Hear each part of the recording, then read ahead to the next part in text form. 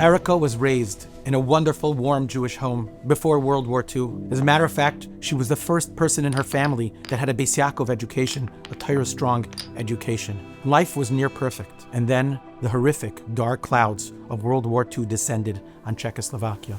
And eventually, Erica was deported to Auschwitz.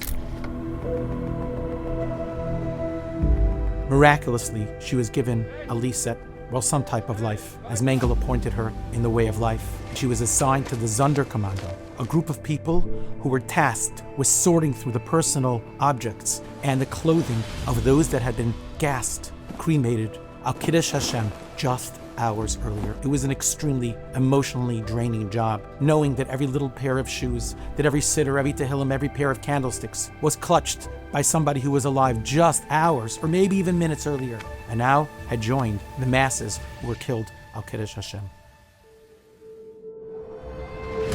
One day, Erica was inexplicably seized with a fear, a terror.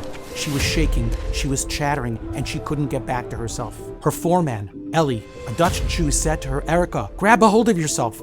Those that fear in Auschwitz die." And he pointed to that tall chimney, and he said, "I lost a wife and 2 children to that, and I'm able to keep it together because I want to survive. You must do that too." But she couldn't. And just a short while later, she came across a black patent leather purse with a mother of pearl clasp, and immediately she knew why the fear, the terror was there. It was the gift, the 20th anniversary gift that her father had given her mother. And at that moment she knew her mother had joined so many to be killed al Kiddush Hashem. For Erica, it was the darkest and most desperate moment of her life. Her mother meant everything to her, and her world had been shattered.